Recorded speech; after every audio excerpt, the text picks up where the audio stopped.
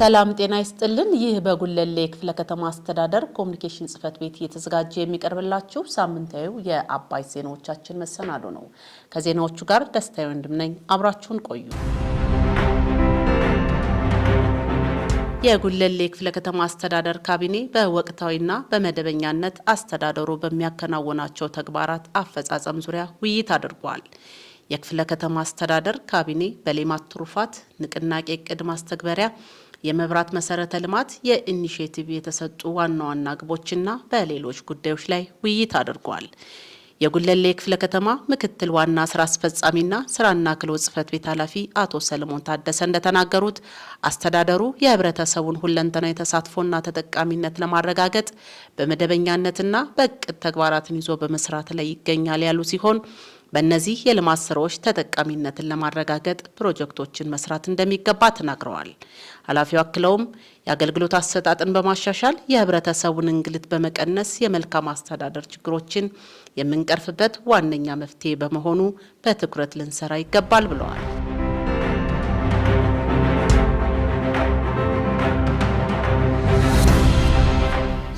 የጉለሌ ክፍለ ከተማ አስተዳደር ስራ አስኪያጅ ጽህፈት ቤት በ2018 በጀት ዓመት በትራንስፖርትና ማዘጋጃ ቤታዊ ክላስተር ቅንጅታዊ አሰራር የተከናወኑ ተግባራት ዙሪያ የመግባቢያ ሰነድ ፊርማ ስነ ስርዓት አካሂዷል። ጽህፈት ቤቱ ባዘጋጀው የስምምነት ሰነድ ባለድርሻ አካላትና የማዘጋጃ ቤታዊ ተጠሪ ተቋማት ለህብረተሰቡ የሚሰጡትን አገልግሎት ፈጣንና ተደራሽ እንዲሆን ለማስቻል እንደሆነ ተገልጿል። በውይይቱ ላይ የተገኙት የጉለሌ ክፍለ ከተማ ስራ አስኪያጅ ጽህፈት ቤት ኃላፊ አቶ አንዱዓለም ክብረት እንደተናገሩት የማዘጋጃ ቤታዊ አገልግሎቶች በቅንጅት መሰራታቸው የህብረተሰቡን የልማትና የመልካም አስተዳደር ጥያቄዎችን በፍጥነት ለመመለስ እንደሚረዳ ገልጸው ለዚህም አስተዳደሩ ተገቢውን ድጋፍ ያደርጋል ብለዋል።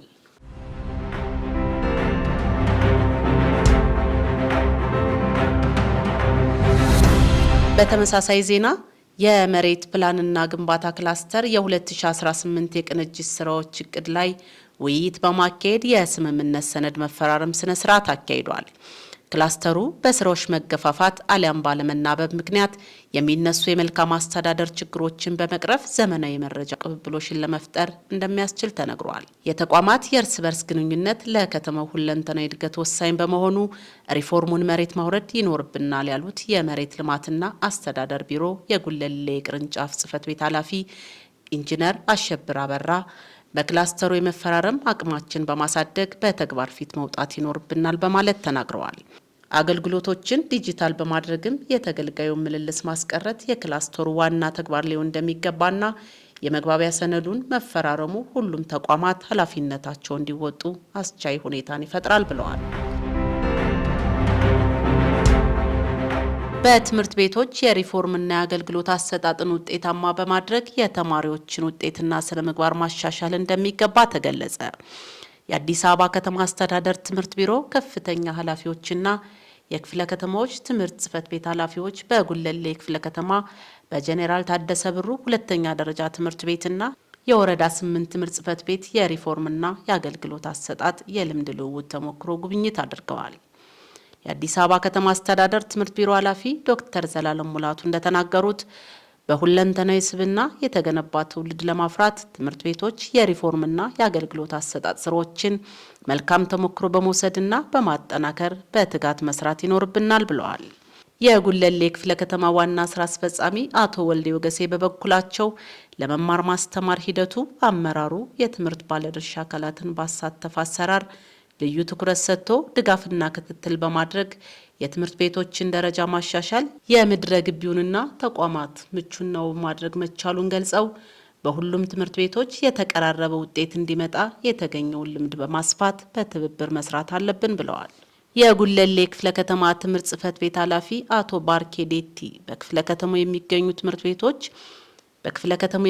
ትምህርት ቤቶች ደረጃ መሻሻል ከማሳየቱ ባሻገር አዳዲስ የመማሪያ ክፍሎችን የያዙ በርካታ ህንጻዎች በመገንባት ላይ መሆናቸውን ተናግረዋል። በተዘጋጀው የልምድ ልውውጥ የተገኙ ባለድርሻ አካላትም ያዩትን መልካም አሰራር ወደ ራሳቸው ተቋማት በመውሰድ የተማሪዎችን ውጤት ለማሻሻል የበለጠ መነሳሳትን እንደፈጠረላቸው ገልጸዋል።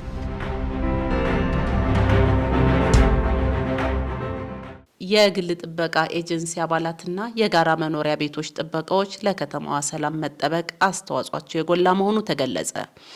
የአዲስ አበባ ከተማ ሰላምና ጸጥታ አስተዳደር ቢሮ ከጉለሌ ክፍለ ከተማ አስተዳደር ጋር በመተባበር ለግል ጥበቃ ኤጀንሲ አባላትና ለጋራ መኖሪያ ቤቶች ጥበቃዎች የአቅም ግንባታ ስልጠና ሰጠ። ቢሮው ከክፍለ ከተማ አስተዳደር ሰላምና ጸጥታ ጽሕፈት ቤትና ከጉለሌ ፖሊስ መምሪያ ጋር በመተባበር ለግል ጥበቃ ኤጀንሲ አባላትና ለጋራ መኖሪያ ቤቶች ጥበቃዎች የአቅም ግንባታ ስልጠና ሰጥቷል። በስልጠናው ማስጀመሪያ መርሃ ግብር ላይ የጉለሌ ክፍለ ከተማ ሰላምና ጸጥታ አስተዳደር ጽሕፈት ቤት ኃላፊ አቶ ተስፋዬ ፈይሳ መዲናዋን የሚመጥን አስተማማኝ ሰላምና ጸጥታን ለማስፈን ህብረተሰቡን የሰላም ባለቤት ከማድረግ ጀምሮ የሰላም ሰራዊቶችን በማስፋት እንደ ክፍለ ከተማ በትኩረት እየተሰራ እንደሚገኝ አንስተዋል። የጉለሌ ክፍለ ከተማ ፖሊስ መምሪያ ምክትል ኃላፊ ኮማንደር ተስፋዬ አለማየሁ በበኩላቸው የግል ጥበቃ ኤጀንሲዎችና የጋራ መኖሪያ ቤቶች ማህበር የጥበቃዎች አቅም ግንባታ ስልጠና መስጠት መጀመሩ አዲስ አበባ ከተማ በከፍተኛ የልማት ለውጥ ውስጥ መሆኗን የሚያሳይ ነው ብለዋል። የቀዳማይ ልጅነትን ግንዛቤ በማስፋት ወጣቶች ራዕይ ያለውና ባለብሩህ አእምሮ እንዲሆኑ ማድረግ እንደሚገባ ተገለጸ። የጉለሌ ክፍለ ከተማ ስራና ክህሎት ጽሕፈት ቤት የ2018 የቀዳማይ ልጅነት ፕሮግራም እንዲሁም የአገልግሎት አሰጣጥና መልካም አስተዳደር ዙሪያ ውይይት አካሂዷል።